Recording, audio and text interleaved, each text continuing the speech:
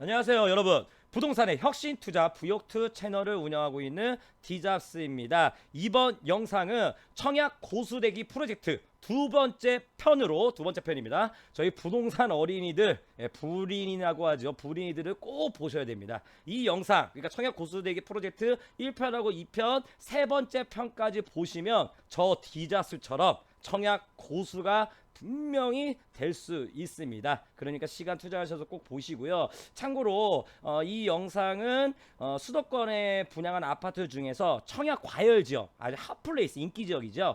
그 청약 과열 지역에서 분양하는 민영 아파트 기준으로 만들었다는 점 참고하시고요. 그러니까 공공 분양 아파트라든지 청약 과열 지역이 아닌데 지방 이런 데랑은 약간 다르다는 점, 그 부분은 참고하시고 영상은 계속 보시면 되겠습니다.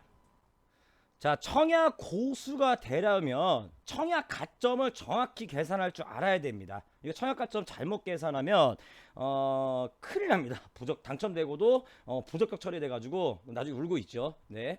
청약 가점 계산 항목은 세 가지가 있는데, 첫 번째로 무주택 기간. 네, 무주택 기간을 정확히 계산할 수 있어야 되고요. 두 번째로 부양가족 수. 부양가족 수. 여기서 상당히 오류가 많이 일어납니다. 그 다음에 마지막으로 세 번째, 청약 통장 가입 기간. 이게 요즘에 다 인터넷으로 청약하잖아요. 그렇기 때문에 청약 통장 가입 기간은 저절로 계산이 됩니다. 그런데 무주택 기간이랑 부양가족 수는 청약자 본인이 직접 계산을 해가지고 인터넷에다 이제 기입을 해야 되는 거거든요. 그래서 직접 계산을 해야 되다 보니까 여기서 많이들 틀려요. 여기서 많이들 틀려. 예를 들어서 나는 평생, 내가 나이가 32살인데 평생 무주택이었대. 그래서 32년으로 적어. 안 됩니다. 그런 거 아니에요. 여튼 계산을 어떻게 정확히 해야 되는지 제가 그 부분을 설명을 드릴 테니까 계속 영상 집중해 주시기 바라겠습니다. 자, 제가 청약 가점 계산하는 표를 만들어 봤습니다. 딱 이거 보시면 됩니다. 제 얼굴을 일단 없애고요. 앞서 설명드렸다시피 청약 가점을 계산하는데 세 가지 항목이 있습니다. 먼저 무주택 기간, 그 다음에 부양가족 수, 그 다음에 입주자 저축 가입 기간. 무주택 기간은 15년 이상이 만점인데 32점, 이게 32점이 되겠고요. 부양가족 수는 6명 이상이면 35점, 만점이 35점이라는 얘기고, 입주자 저축 가입 기간은 15년 이상, 만점 17점. 이렇게 해서 합이 84점입니다. 84점. 그래서 본인이 해당하는 거에 이제 계산을 하셔가지고 체크를 하시면 되는데, 앞서 설명드렸다시피 입주자 저축가입 기간은 컴퓨터에서 자동으로 계산이 됩니다. 그래서 이거 입주자 저축가입 기간 이거는 신경 안 쓰셔도 되는데, 문제는 무주택 기간이랑 부양가족수 이거를 계산을 잘 하셔야 돼요. 특히 부양가족수 0명이야. 단독 세대주인데 그렇게 되면 0명이잖아요. 그럼 5점을 적어야 되는데 혼자 있다고 1명이래. 10점을 적어버려. 이게 상당히 오도 차이가 상당히 크거든요. 그래서 이런 거 틀리면 안 됩니다. 이게 저희가 청약할 때 보통 청약 가점이 60점이 넘으면은 어느 정도 좀 가점이 높다고 얘기를 할 수가 있고, 정말 인기 지역 아파트 같은 경우에는 청약 가점이 65점 이상, 아주 그렇게 가점이 높아야지만 좀 비벼 볼 수가 있어요. 65점 이상만 돼야지 좀 어느 정도 비빌 수가 있는데, 65점 내려면 얼마나 힘드냐. 자, 일단 무주택기가 만점 받아야 됩니다. 32점. 그 다음에 입주자 저축가입기가 만점 받아야 돼요. 32 플러스 17 이렇게 하면 49점밖에 안 되잖아요. 이 상황에서 부양가족수 2명, 그러니까 배우자랑 자식이 있어. 그럼 2명이잖아요. 이렇게 15점을 더하면 64점. 와, 이렇게 해도 64점이래. 야, 그러니까 가점 65점 이상이 얼마나 힘든지 딱 이거 보시면 알 수가 있죠. 여하튼 가점을 정확히 계산할 수 있어야 되고, 이제 하나하나 무주택 기간, 부양가족수 이거 하나하나 제가 어떻게 계산해야 되는지 상세하게 한번 설명드려 보겠습니다. 자, 무주택 기간 살펴보시겠습니다. 이거 무주택 기간 정확히 계산하는 방법 모르시는 분이 많이 계시거든요. 일단 가장 중요한 게 만 30세를 기준으로 보셔가지고 30세 이전에 결혼을 했는지 결혼 여부를 따져봐야 됩니다. 주택을 과거에 한 번도 소유한 적이 없는 분 중에서 만 30세 이전에 결혼을 하지 않았다. 그러면 딱 만 30세 본인 생일날부터 입주자 모집 공고까지 무주택 기간을 따지는 겁니다. 이 표를 잘 보시면 돼요. 만약에 주택을 한 번도 소유한 적이 어떤 분들이 만 30세 이전에 결혼을 했다. 그러면 혼인신고일 기준으로부터, 그러니까 만약에 결혼을 하게 된다 그러면 만 30세 이전부터 무주택 기간을 계산할 수 있다고 합니다. 예, 혼인신고일부터 입주자 모집 공고까지, 예, 이렇게 무주택 기간을 계산을 하는 거고, 제 얼굴 또 없앨게요. 자, 주택을 한 번이라도 소유했던 적이 있는 분들도 만 30세 이전 기준으로 해서 결혼을 하지 않았다 그러면은 만 30세부터 무주택 기간을 따지는 거예요. 예, 주택을 소유한 적이 있는 분이, 아니 잘못했습니다. 예, 무주택자가 된 날부터, 만 30세 이후에 주택을 팔았어요. 그러면 무주택자가 된 날부터 입주자 모집 공고일까지 무주택 기간을 따지는 거고, 만약에 만 30세 이전에 주택을 팔았어요. 그래도 만 30세부터 무주택 기간을 계산하는 거예요. 예, 뭐 예를 들어 28살에 주택을 팔았으면 그때부터 계산하는 게 아니고, 결혼 안 했으면 무조건 만 30세부터 입주자 모집 공고까지 이렇게 무주택 기간을 따지는 거고, 자, 만약에 만 30세 이전에 결혼을 했다. 그러면은 여기 써 있죠. 혼인 신고일과 가장 최근에 무주택자가 된 날 중에 늦은 날로부터, 예, 무주택자가 된 날, 혼인 신고일 이후에 주택을 팔았어요. 그러면 무주택자가 된 날부터 입주자 모집 공고일까지, 이때까지 무주택 기간을 따지는 거고, 그다음에 마지막으로 혼인 신고일과 가장 최근에 무주택자가 된 날 중 늦은 날로부터 또 따지는 겁니다. 그러니까 혼인 신고일 전에 주택이 있는 걸 팔았어요. 그러면 혼인신고일부터, 만 30세 이전 결혼했다 그러면 혼인신고일부터 입주자 모집 공고까지 무주택 기간을 따지는 겁니다. 예, 별로 어렵지 않죠. 지금 제가 말을 빨리 해서 어려울 수도 있는데, 딱 이거 화면을 스톱하고 이 표만, 제가 만들어 놓은 이 표만 보시면은 누구나 무주택 기간을 쉽게 계산할 수 있을 겁니다. 자, 그러면 이제 부양가족 수 계산 한번 넘어가겠습니다. 이게 어려워요. 이게 웬만한 청약 전문가도 이 부양가족 수 계산하는 거를 상당히 헷갈려 하십니다. 제가 이 부양가족 수 계산하는 거는 이해하기 쉽게 사례를 들어서 설명하겠습니다. 일단 기본적으로 세대원이 3명 있습니다. 세대원 인정은 제가 1편에 설명드렸다시피 직계 좀비 속과 그 다음에 배우자, 이거를 이제 세대원으로 인정하는데, 세대원 3명이다 그러면 본인이 있겠고 배우자가 있고 그 다음에 자녀가 2명이 있습니다. 이렇게 되면은 본인 빼고 세대원이 3명이잖아요. 본인은 세대주고, 이렇게 되면은 당연히 부양가족이 3명입니다. 3명, 이건 쉽죠. 그 다음 사례 보시겠습니다. 자, 청약자 본인의 직계 존속, 그러니까 부모님이랑 같이 살고 있어요. 이렇게 된다 그러면은 세대원이 5명이기 때문에, 이렇게 되면 부양가족이 5명이 됩니다. 여기서 전제가 부모가 집이 없어야겠죠.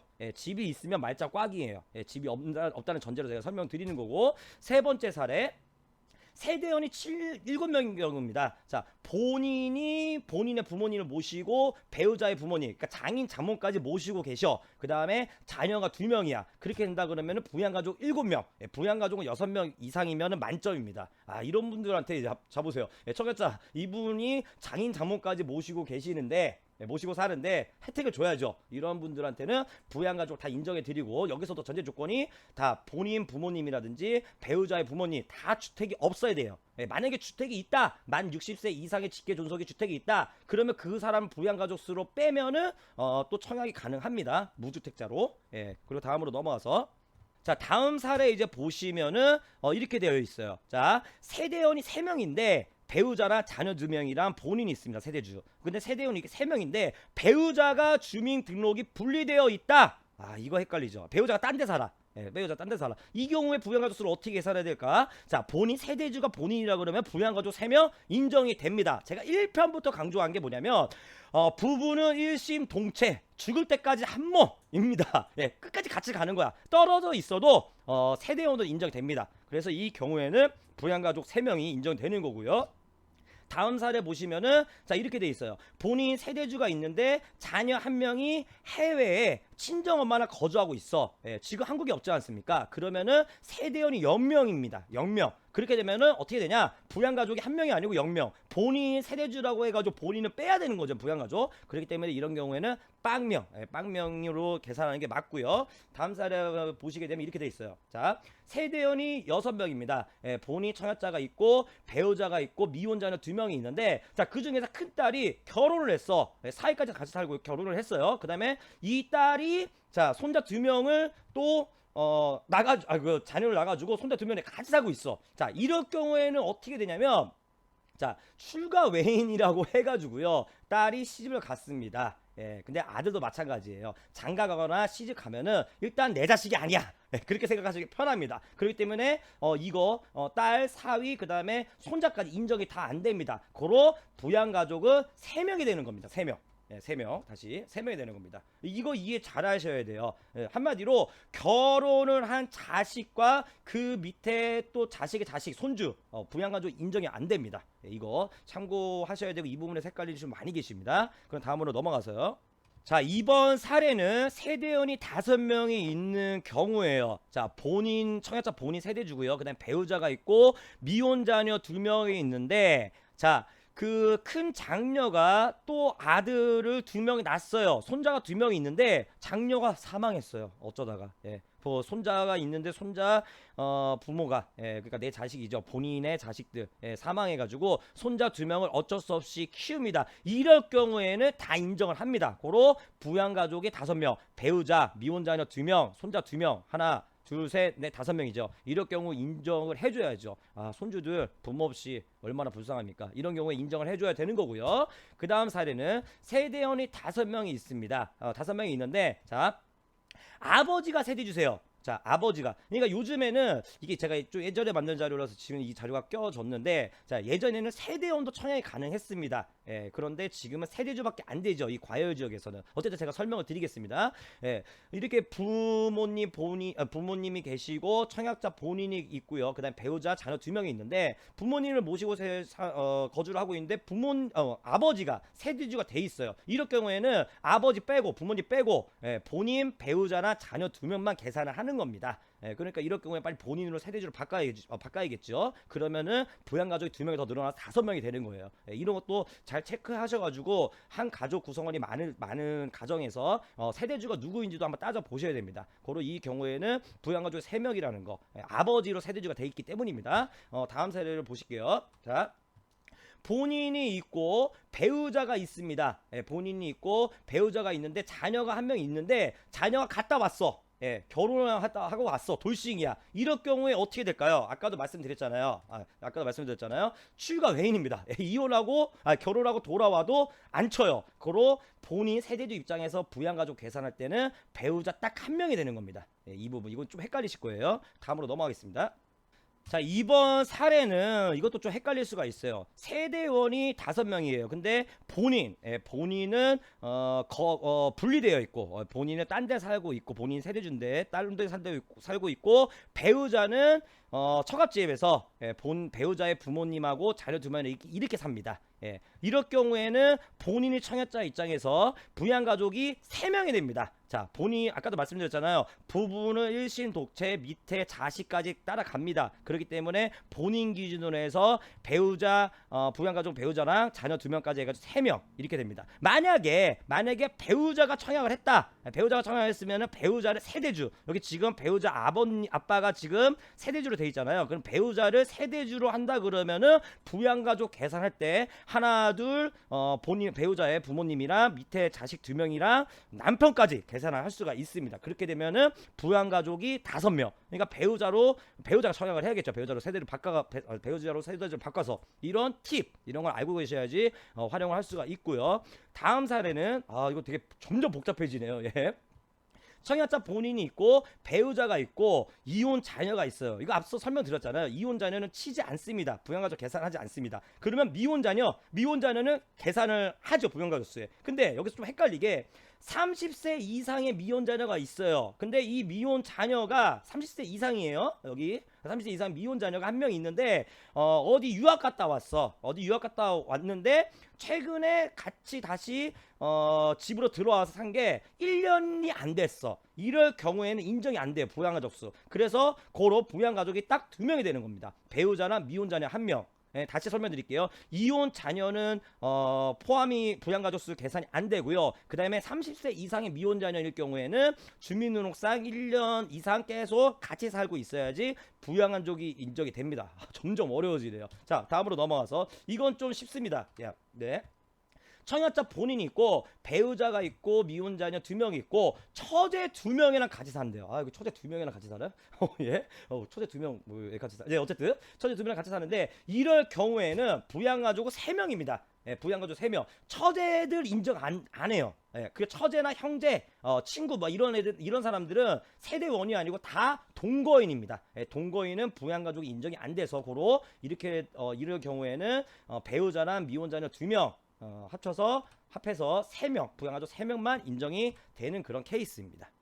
자, 이번 사례는 왜 이렇게 또 복잡해? 야, 네. 청약자 본인이 있고 부모님이 계시고 증조모, 증조부까지. 그러니까 할아버지, 할머니랑 또 같이 살아요. 예, 그 다음에 배우자, 자녀 2명 있습니다. 아주 대가족이죠. 이런 경우 부양가족 다 인정이 됩니다. 예, 직계존속 싹 다 인정이 돼요. 예, 대신 아까도 말씀드렸듯이 주택이 다 없어야겠죠. 고로 이런 경우에는 부양가족 7명 인정이 되고요. 드디어 마지막 같습니다. 제가 만든 사례 마지막. 자, 세대원이 4명이에요. 예, 본인하고 배우자 같이 살고 있고요. 이혼자녀 2명, 손자 2명까지. 예, 아우, 결혼해서 갔다 왔는데 손자까지 이렇게 데리고 같이 사네요. 또 이거 뭐 아주 가족 구성원 세대원은 많이 있지만 그래도 아까도 말씀드렸다시피 돌씨 결혼해서 다시 돌아온 자녀들 부양가족 인정이 안 됩니다. 손자까지 인정이 안 되죠. 고로 부양가족은 딱 배우자 1명이 되겠습니다.